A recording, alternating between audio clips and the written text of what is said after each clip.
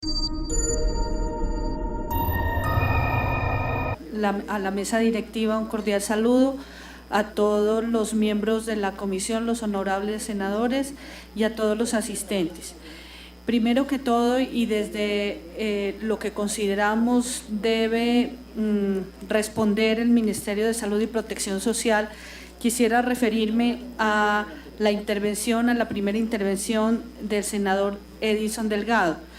El senador planteó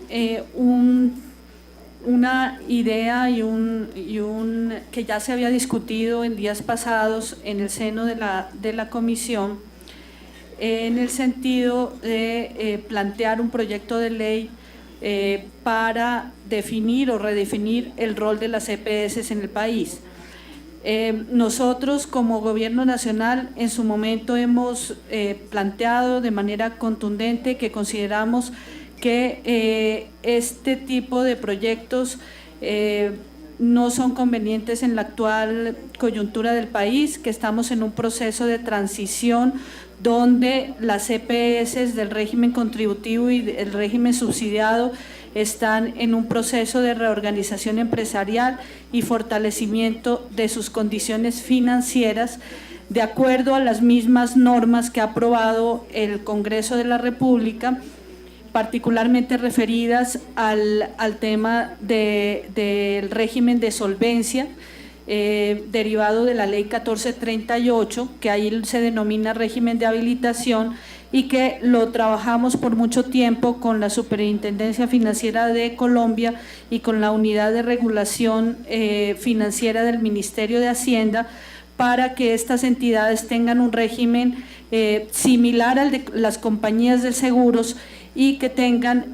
un respaldo para los distintos acreedores representado y para los usuarios obviamente representado en un régimen de reservas técnicas que garantice que mientras llega la cuenta o mientras se solucionan las glosas de la cuenta, los recursos se encuentren reservados como un pasivo en las EPS, que estos recursos tengan el soporte en caja, que es lo que se denomina el régimen de inversiones, y que en el patrimonio se refleje el capital mínimo que permita enjugar las pérdidas acumuladas por muchos años de las EPS y un régimen de patrimonio adecuado que permita que estas EPS se capitalicen con los recursos obviamente no públicos, sino con los recursos propios de sus socios, se capitalicen para afrontar en el futuro su gestión no en condiciones obviamente mucho mejores desde el punto de vista financiero de lo que hoy está pasando. Está claro que las EPS no pueden trabajar solamente con los recursos que reciben del sistema a través de la unidad de pago por capitación y que es necesario que estos patrimonios se recompongan y este régimen de reservas se recompongan, y para eso se ha dado y se ha otorgado un plazo máximo de 10 años, que es el plazo razonable para que digamos estos procesos de saneamiento se puedan dar. De otro lado,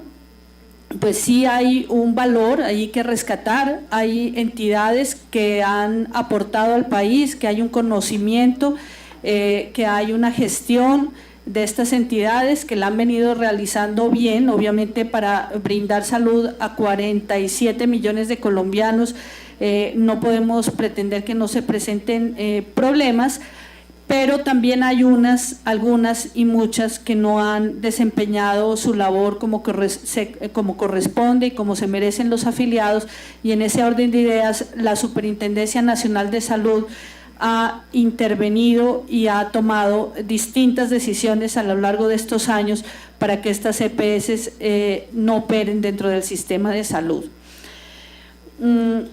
Finalmente, frente a la intervención del doctor Edison, quisiera plantear que si bien el Congreso de la República en la Ley del Plan Nacional de Desarrollo, la Ley 1753, aprobó el manejo unificado de los recursos, esta entidad que ya entró en marcha a partir del 1 de agosto del presente año, está unificando los recursos que manejaba el FOSIGA y los recursos del aseguramiento, no todos los recursos del sector salud. No está prevista esta entidad para asumir funciones que han sido asumidas hasta ahora por las EPS, ni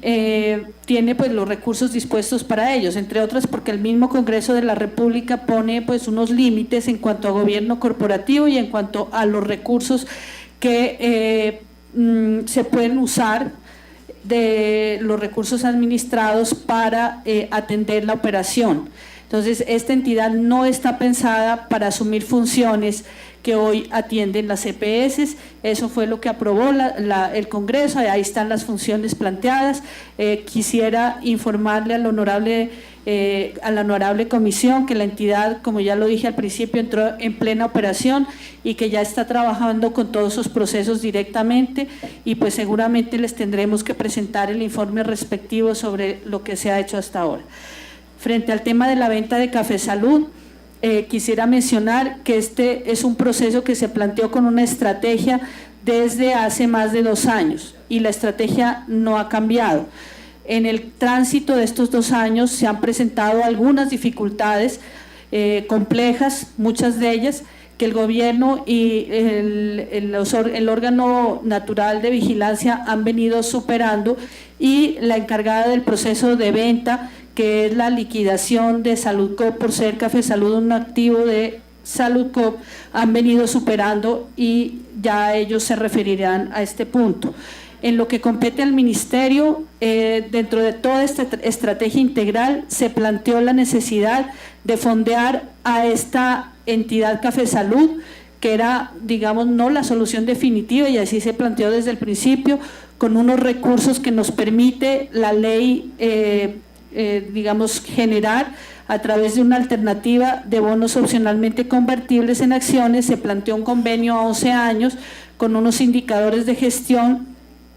y dado el esquema de venta que se aprobó por parte de la liquidación y el reglamento establecido, empezamos a la recuperación de estos recursos, y obviamente la opción de conversión de estos bonos en acciones pues no fue necesaria que se dé, y quisiera informarle a la comisión que ya de los 200.000 millones de pesos que frente a los cuales se han venido pagando los intereses respectivos, se han recuperado 72.000 millones de pesos que han sido pagados por la EPS Café Salud de capital, y queda por pagar 128.000 millones de pesos. Dado que, como ya lo dije, estos bonos no fueron convertidos en acciones y que el convenio, dado el esquema de venta, se tiene que modificar, sí quisiera plantear la forma como se espera recuperar estos recursos y como estaba planteado desde el principio de la operación que se hizo hace más de 2 años. Y era que con recursos de la operación corriente se pagara estos recursos de los bonos, que es lo que ya se ha hecho y que lo que les informo que es del orden de 72.000 millones de pesos, y con los recursos de la venta de ESIMED en primera instancia, que es la garantía que tiene la operación de los bonos, y en segunda instancia la venta de la operación de Café Salud, se cubra la totalidad de esta deuda, que seguramente, dados los flujos de recursos, se hará en el corto plazo. Nosotros esperamos que antes de que se termine este año, esos 200.000 millones de pesos estén otra vez en las arcas del FOSIG. Quisiera referirme a la intervención de los representantes y voceros de la red del departamento de Cundinamarca para significar que dentro de los reportes obligatorios que nosotros tenemos la obligación de recaudar a través de la denominada Circular 30, que se promovió como un ejercicio conjunto entre la Superintendencia, la Procuraduría General de la Nación y el Ministerio. Estas son unas entidades que no han cumplido del todo con dicho reporte, y por lo tanto los niveles de coincidencia son mínimos, y sí se reflejan unas inconsistencias entre las cuentas por pagar que refleja la EPS y las cuentas por cobrar que plantea los hospitales. Esto seguramente también tiene que ver con problemas de gestión de los prestadores. Aquí lo decía una de las representantes, las empresas sociales del Estado tienen como rol fundamental la prestación de servicios de salud, pero en el marco normativo actual y de acuerdo a lo que dice la Ley 100 del 93 y demás normas, pues también tienen unas responsabilidades en gestión, en adecuado manejo y administración de los recursos y por lo tanto tienen una responsabilidad muy concreta en la rendición de cuentas a la sociedad, a su departamento y al país. Entonces, por ahora, mientras la Ley 100 del 93 y las demás normas que ratifican estas funciones estén vigentes, pues desafortunadamente para los que intervinieron les corresponde hacer la gestión de aclaración de cuentas y de recuperación de la cartera, si es así, que esta cartera se está debiendo. Para ello, el mismo Congreso de la República, en la Ley 1797, obligó a todos los actores del sector a hacer un proceso de aclaración de cuentas, porque este tema de la información no coincidente entre los distintos actores del sector, que no puede haber aquí ni cuentas recíprocas donde se evidencie que las cuentas, tanto lo que dice el pagador como que lo que dice el prestador, guarda algún nivel de coherencia. Eso no ha pasado y por eso surge la necesidad de esta decisión del Congreso de la República de plantear que obligatoriamente los hospitales y las EPS saneen sus cuentas y castiguen los valores que no corresponden y que no reflejan la realidad económica de estas empresas. Frente a las denuncias del doctor José Villamil, veedor, permanentemente tenemos un diálogo con él, por lo menos en lo que compete al ministerio hemos recibido varios casos de quejas, muchas de ellas se han gestionado directamente por parte del ministerio, porque como funcionarios públicos no podemos pasar inermes a ver una situación compleja frente a un ciudadano, y si bien no es nuestra función directa, nosotros intervenimos ante las EPS y de manera personal he corroborado que muchos de esos casos han tenido, pues digamos, un final como corresponde en el marco de la ley, es decir, que se han atendido a los pacientes. La mayor parte de las denuncias que nos presentan se refieren a servicios no POS, muchos de ellos pues cuestionables por los abusos que se han presentado, y frente a eso prima obviamente el criterio médico y el criterio de los auditores, y en ese aspecto nosotros no podemos intervenir. Quisiera aquí señalar que se habla de fenómenos de corrupción y en efecto la corrupción es un fenómeno deplorable en el sistema de salud, que tiene que atacarse con toda la vehemencia por el gobierno nacional y por todas las fuerzas del país. Pero no podemos pensar que hay una corrupción buena y otra mala. Todas las formas de corrupción son reprochables. Por ejemplo, pensemos en la corrupción que los medios han notificado y que hemos conocido de cerca de hace 2 años o 3 años en el distrito de Bogotá. Pensemos en lo que ha pasado en Córdoba. Pensemos en lo que ha pasado en Sucre. Todas las formas de corrupción son reprochables y hay que atacarlas. Pensemos también al inicio de hace algunos años, y le tocó al hoy superintendente doctor Norma Julio revisar esos temas. Incluso tuvimos corrupción en el ministerio. Todas las formas de corrupción son reprochables. Aquí no hay unos buenos y otros malos, y en eso yo creo que tiene que existir un consenso. En esto quiero destacar la labor de la Contraloría General de la República de los últimos meses y de la Procuraduría, en el sentido en que han sido muy rápidas las investigaciones, por lo menos en este caso de Córdoba. Creo que actuó de manera rápida frente a algunos hallazgos que nosotros notificamos.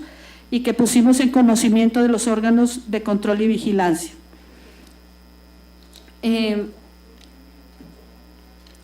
Yo creo que volviendo al tema de Café Salud, esta es una operación compleja que se planteó con una ruta de manejo que ya seguramente explicará el señor superintendente, y como ya lo dije, se dieron todos los pasos con complicaciones que tratamos de resolver, y hoy en día lo que uno sí puede decir es que finiquitó la ruta que habíamos trazado hace 2 años con la venta de Café Salud. Lo que uno sí espera, y en eso tiene que haber un compromiso de todas las instancias responsables, es que la operación de Café Salud, la que más nos interesa, que es el tema de la atención a los ciudadanos, se estabilice, y se estabilice de manera rápida. Sí hay casos donde aún hay situaciones problemáticas con algunas redes de prestación de servicios que por la misma desconfianza en la transitoriedad seguramente, o en que no existieran los recursos suficientes, o en que no existiera un socio detrás que pudiera responder por las capitalizaciones que exigía la norma del régimen de solvencia, decidieron cerrar servicios de salud, cobrar a tarifas más altas de las que están en el mercado, y en muchos casos pedir anticipos para poder recibir un paciente complicado y grave, como lo puede documentar aquí la misma Comisión Séptima, que el año pasado nos llegó un caso muy complejo de un niño que necesitaba un trasplante de médula, y una clínica muy respetada del país exigían un anticipo de toda la atención más un colchón. Esas situaciones desde el punto de vista administrativo y desde cómo funciona el sistema de salud, pues son muy complejas de cumplir, y en ese caso esa conducta es reprochable. No ocurre en todos los prestadores, quiero decirlo, pero sí ocurre, y creo que ahí tenemos que tener un diálogo muy franco con los prestadores. Seguramente en ese diálogo estará la nueva EPS Medimás, para que esos niveles de confianza que deben existir y deben prevalecer en las relaciones entre pagadores y prestadores se mantengan, se recompongan, y se pueda llegar a unos acuerdos donde cumpla el pagador con lo que se compromete, pero también el prestador no ponga unas condiciones que son imposibles de cumplir y que le afectan solamente a los ciudadanos afiliados. Frente al tema de Caprecom, quiero decir lo siguiente: este proceso de liquidación se hizo a través del Gobierno Nacional, del Ministerio de Salud y Protección Social. No fue una liquidación que manejó la Superintendencia Nacional de Salud. Se calificaron acreencias del orden de 1.3 millones de pesos a prestadores, y se pagaron los 500.000 millones de pesos que aprobó el Congreso de la República, con una operación de bonos y de endeudamiento interno. Esos bonos se realizaron al principio de este año y se pagaron todas esas cuantías. Como lo ha dicho el señor ministro de manera reiterada, la intención, por lo menos del Ministerio de Salud y Protección Social, es poder gestionar con el acompañamiento del Congreso de la República, por lo menos durante este año, otra cuota para que este proceso de cancelación de estas deudas, que el ministro y nosotros hemos dicho son deudas por las que tiene que responder la nación, porque pues la nación era dueña de la EPS liquidada, pues se surta, y se surta en el menor tiempo posible. Obviamente sabemos las restricciones fiscales y comprendemos a las autoridades presupuestales del Gobierno Nacional, pero también es una situación crítica. Esos flujos de recursos del orden de 500.000 millones de pesos que esperamos se puedan gestionar en este año son importantes para la recuperación del sector, y esperamos, como se ha dialogado en múltiples ocasiones, incluso antes de plantear ese pago del primer tramo, el acompañamiento de todo el Congreso y de pues nuestros compañeros del gobierno, para que esto pueda ser una realidad. No estoy de acuerdo con que aquí no estén presentes quienes tienen que estar presentes. Las EPS, como lo han dicho aquí varios, manejan recursos para fiscales, recursos del público y tienen la obligación de atender a los colombianos. Por lo tanto, tienen la obligación de acudir a estos escenarios, no solamente por ley, sino por responsabilidad moral, para presentar su cara ante el país y plantear cómo va a ser el proceso de atención y cómo van a resolver los problemas que ellos también tienen obligación de atender. Frente a la operación de Medimás, no por disculparlos, pero quiero decir que la operación lleva 4 días hábiles. Entonces, creo que debemos dar un compás de espera. Aquí se ha dicho, por ejemplo, que estos señores compraron esta entidad con la cédula, situación que no obedece a la realidad de los compromisos efectuados, que no obedece a la primera cuota que ya pagaron en la semana pasada, el día que arrancaron operaciones, entraron al FOSIG, entraron a los recaudos definidos, unos recursos importantes por el pago de los activos fijos, digamos algunos escritorios, algunas cosas que estaban en venta, ya entraron esos pagos y conforme a la forma de pago que se planteó en el reglamento, esperamos que estos recursos sigan entrando, primero para digamos terminar de recuperar los recursos de los bonos opcionalmente convertibles en acciones y ponerlos al servicio de otras causas que nos permite la ley, y segundo para que se empiece a llenar ese patrimonio autónomo que tiene que nutrirse de los recursos de la venta para poder pagar a los acreedores. El reto entonces es que se normalice ya la atención, la transición del proceso se acabó y el acompañamiento de la superintendencia tendrá que darse, como es el compromiso del señor superintendente, de cara a que el reglamento y la oferta planteada se surtan con la mayor celeridad y conforme a ellos lo plantearon. Aquí hay que señalar, y ya seguramente en la intervención lo dirá el superintendente, que el reglamento planteaba la necesidad no solamente de mostrar la capacidad de pago, sino también de plantear un modelo de atención que se ajuste a las normas y al modelo de atención que ha diseñado el Ministerio en desarrollo de las competencias otorgadas por el Congreso en la ley del plan, pero que además se hizo la revisión de reorganización empresarial conforme a las normas que le compete vigilar a la superintendencia. El señor presidente Uribe planteó un tema importante relacionado con la subcuenta de garantías, planteando que hay unas instituciones que no han podido acceder al crédito, de los créditos estos blandos de los que habla la ley del plan y de los que habla el decreto ley 4107 del 2011 y de los que hablan otras leyes que ha aprobado el Congreso de la República. Pusimos en operación unas leyes, 3 líneas de crédito del orden de 1.3 billones de pesos que ya se han colocado casi en su totalidad, pero en el caso de los prestadores de servicios de salud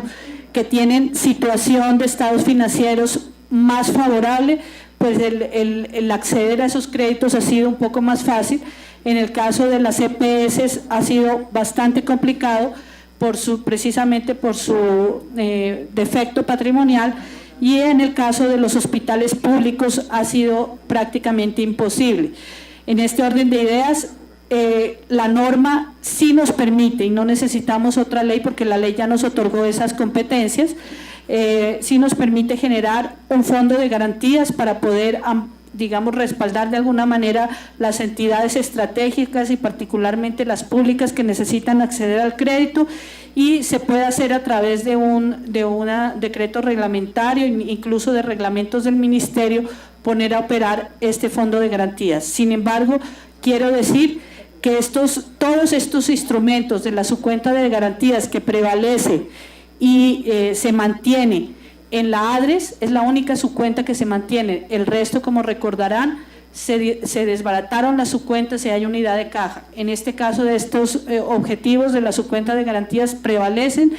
lo podremos hacer, pero si hay recursos disponibles. Y en este momento sí tenemos que decir que esos recursos no existen dentro del presupuesto de